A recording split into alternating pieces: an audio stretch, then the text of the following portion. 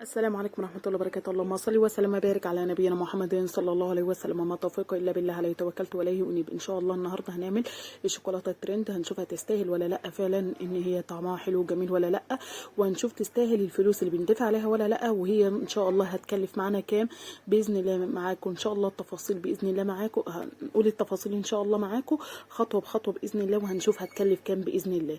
هنا إن شاء الله أنا جبت نص كيلو من الكنافة، بس استخدمت منها ربع كيلو. الربع كيلو ب7 جنيه.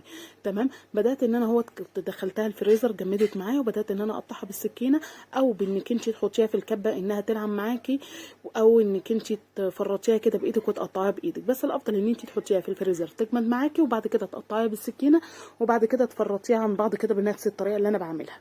تمام. معايا معلقه من السكر البودر هحطها معاها علشان خاطر تديني اللون الذهبي الحلو الجميل. تمام.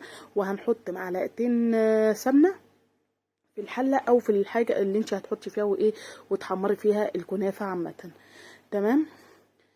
ان شاء الله هو سهل جدا وفعلا يستاهل باذن الله، بس هنشوف خطوه بخطوه مع بعض هي تستاهل ولا لا، والطريقه فعلا نجحت معايا ولا لا، وهي سهله ولا لا.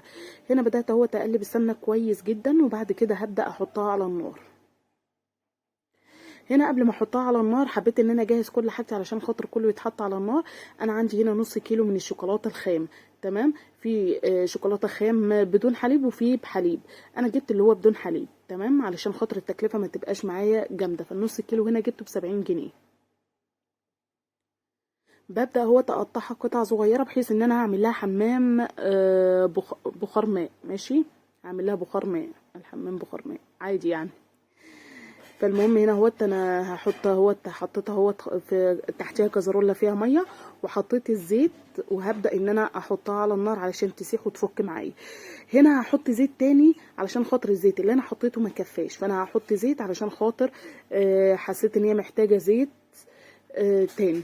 هنا بقى وانتي بتحمري الكنافه لازم تكوني واقفه جنبها علشان خاطر تفضلي تقلبي فيها، علشان خاطر تطلع النتيجه حلوه ولون ذهبي حلو كله موحد، ما يبقاش حته لون وحته لون، لا هو لازم تقلبي كويس وانتي واقفه. وهي مش هتحتاج منك بكتير قوي، يعني انا مش عايزه اقول نص ساعه ابقى مبالغه في الامر، لا هو اقل من نص ساعه، بس علشان تطلعي نتيجه حلوه فعلا، وانك انتي تطلعي الحاجه زي ما انتي شفتيها بالظبط. الطريقه ديت او الشوكولاته ديت يا جماعه ينفع ان انت تعمليها مشروع جميل جدا للي هم حابين يعملوا مشاريع، انك انت تقدري تجيبي قوالب الشوكولاته وتبداي اهو. انا حطيت زيت تاني اهوت، وتبداي ان انت تعمليها في قوالب، وانك انت تبيعيها مشروع جميل وكويس. هنا بدأت ان انا اقسم الكنافة بتاعتي، شايفين اللون بتاعها ذهبي ودرجة موحدة عامة حلوة وجميلة. عندي بقى الاسباتشو او السبرايت الفستق، وعندي الروتس، وهخلي كنافة سادة. يعني انا هعمل ب3 اطعمة، بكنافة سادة وبالبيستاشيو بالروتس. ببدأ اقلب اهو زي ما انتم شايفين وهي سخنة، علشان خاطر الصوص يندمج مع كل الكنافة. كده يعتبر نص الطريقه اصلا انت كده خلصتيها، مفيش بقى انك انت تجيبي القوالب بتاعتك وتبداي انك انت تشتغلي على طول. طب لو انت ما عندكيش قوالب هتقدري ان انت تجيبي الكوبايات الصغيره اللي هي بتاعه القهوه، اللي هي الورق، او بتاعه الشاي عامه. تمام. بس اللي هي الصغيره بتاعه القهوه افضل، علشان خاطر ما تعمليش كميه كبيره وتبقى كبيره على الاطفال او اللي انت هتديهوله يعني وكده، لان طبعا بياخد برضو الكميه. هنا انا هعملها لكم بطريقتين. طريقه ان انا اول طريقه ان انا في البابلز ان انا هدخلها التلاجة، الفريزر، هدخلها الفريزر انها تجمد، وبعد كده ابدا انا بس بنضف الشوكولاته عشان خاطر ما تدهوليش الكب التاني، او بتاع السيليكون التاني المهم ان انا هعمل طريقتين. طريقه ان انا هدخل اللي هو البابلز في الفريزر يجمد، وبعد كده احط الحشوه. والطريقه التانية ان انا هعملها لكم وهي سايحه كده في الكب اللي هو قدامكم او السيليكون اللي قدامكم وهي سايحه كده عادي، هحط الحشو بتاعي عادي مفيش اي مشكله، وهتطلع برضو النتيجه حلوه باذن الله وهتعجبكم. ما تنسوش يا قلب اختكم ان انتوا بالله عليكم بالله عليكم تشتركوا في القناه وتفعلوا الجرس علشان خاطر يوصل لكم كل جديد مني ان شاء الله، وتحطوا اللايك بتاعي علشان خاطر الفيديو يرتفع، او ان هو يعني يشتغل كويس وكده. هنا بدات ان انا هوت السيليكون بتاعي دوت، بدات ان انا ايه احط فيه 3 اطعمه، اللي هو الساده، الكنافه الساده، والكنافه بالبيستاشيو، والكنافه بالروتس. لو في عندك اطعمه تانية ومش عندك للبيستاشيو عامه او كده علشان مكلف برضو، ممكن تعمليه بالنوتيلا، ممكن تعمليه بالروتس بس. ممكن تحشيه ساده كده عادي. يعني انا حبيت ان انا اعمل بكذا تكلفه علشان خاطر ما تبقاش التكلفه عاليه.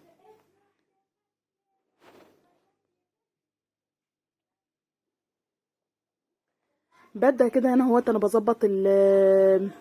بظبط القالب بتاعي علشان خاطر يبقى ايه على قد ما اقدر ان هو يطلع متساوي عامه ويكون كويس. هبدأ هنا كده خلاص هدخله الفريزر، وابدا هعمل لكم بقى الطريقه التانية. لو انت ما عندكيش قوالب السيليكون ديت هتعملي ايه وتبقى ازاي من غير تكليف، وان هي ايه بابسط الامكانيات عندك تقدري تعمليها ان شاء الله وتبقى ناجحه وكويسه جدا.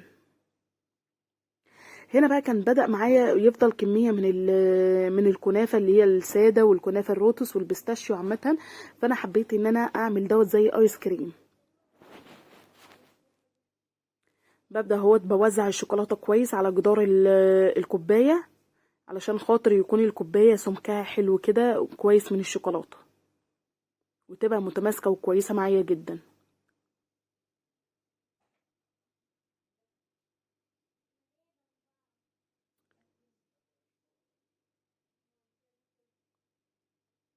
بصوا بوريكم اهوت ان شاء الله الكوبايه هي ان هي فيها لسه شوكولاته، ببدا ان انا اغلفها كويس واسيبها ترتاح، وبعد كده ارجع اجيب التانية. دلوقتي بعد ما دخلتهم اهوت الفريزر وخرجتهم، بدات ان انا بقى ايه احط الحشوه بتاعتي عامه.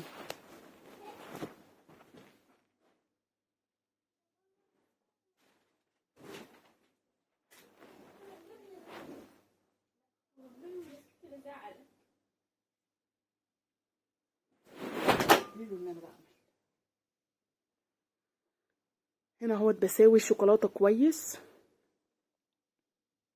وهبدا ادخلها تاني الفريزر. هنا بقى الكبات بتاعتي اهوت هرجع بقى ان انا ايه احط فيها شوكولاته تاني عشان خاطر زي ما انا قلت لكم انا عايزه اغلفها كويس على قد ما اقدر تكون متماسكه وكويسه جدا. هبدا بقى افضي الكنافه اللي باقيه عندي كلها عامه فيها واشكلها كده بكذا طعم. طيب الكنافه ديت فعلا بقى كده مكلفه ولا مش مكلفه؟ لو انت عايزه انك انت ما تكلفهاش اعمليها بكنافه ساده وهتطلع جميله جدا وتحفه. وانا جربتها قدامكم اهوت، عملتها بالكنافه الساده علشان اعرف الطعم فرق كتير ولا لا. ما نضحكش على بعضينا، هو طبعا طعم السبرايت يعني الفستق وطعم الروتس اصلا مميز، فبيبقى فعلا طعمه حلو وجميل. تمام. وبرده ان طعم الكنافه اصلا وانا حاطه عليها السكر البودر في الاول وحمرتها، كانت مطلعه لي وانا بحمرها اصلا ريحه مميزه كده مكرمله جميله، فكانت برضو طعمها حلو ومميز. يعني انا عايزه اقولك لو انت ما عندكيش السبرايت بتاع الفستق والروتس، هتقدري ان انت تعمليها بالكنافه الساده، بس انت هتحطي بتاع دوت هتحطي سكر مع الكنافه الساده وهي بتتحمر على النار علشان تكرمل معاكي، فتديلك طعم وتست حلو للكنافه بتاعتك. هنا القوالب اهيت اللي انا كنت حاطاها وهي سايحه، منظرها تحفة وطعمها جميل جدا جدا جدا. والتكلفة ما كلفتش زي ما هم طالعين بيقولوا دي عاملة يعني اللي هو اللهم صل على حضرة النبي اللي هي بالبابلز دوت عامل 900 جنيه. لا هي ما كلفتش خالص. يعني لو قلنا يوم لما هتكلف كام؟ 100 جنيه. كل التكلفة ديت كل اللي انا عملته دوت هنقول 150 جنيه. انا عندي كان السبرايت بتاع الفستق كان عندي بقاله فتره بستعمله كده للحاجات الحلوه كل فتره ماشي. وعندي الروتس برضو نفس الحكايه، والشوكولاته برضو كانت عندي وقلت لكم على سعرها. واللي رحت اشتريته فعلا من بره هو الكنافه والشوكولاته البيضه ديت علشان بس ان انا ايه ازينها اكتر تبقى شكلها احلى. هنا هو تبصوا بقى المنظر. طبعا انا عملته بالستيك كده بتاعت خلة الاسنان علشان خاطر بس ايه ان انا عايزه اقول انها تبقى زي الايس كريم. بس رجعت رحت حاطه عليها الشوكولاته دي كمنظر كده كانت تحفه. لا بجد الطعم يستاهل يا جماعه. يستاهل ان انتوا تجربوها، يستاهل ان انتوا تذوقوا طعم جديد وحلو وجميل، مش انك انت ترمي فلوسك كده وخلاص. لا، حرام ان انت فعلا ترميها وتروحي تجيبيها من بره بالمبلغ اللي هم بيقولوا عليه، في حين ان هي سهله مش محتاجه حاجه، وانك انت تقدري تعمليها في البيت باقل التكاليف. زي ما انا قلت لك ممكن تعمليها بالكنافه الساده عادي، بس كان انت تكرملي تحطي سكر مع الكنافه الساده، وهتديكي طعم جميل ومميز وحلو. انا دقت ده ودقت ده ودقت ده، كل واحد له طعم مميز عن التاني، ويشهد الله ان انا بقول الصدق، وان فعلا اللي هو بالساده كان طعمه لذيذ ومميز وجميل. عشان خاطر احنا ما نتوقفش على حاجه عامه. فبالله عليكم ما تنسوش اللايك والاشتراك في القناه، لان دوت بيدعمني وبيفرحني وبيسعدني كمان. الفيديو كده الحمد لله انتهى، والسلام عليكم ورحمه الله وبركاته.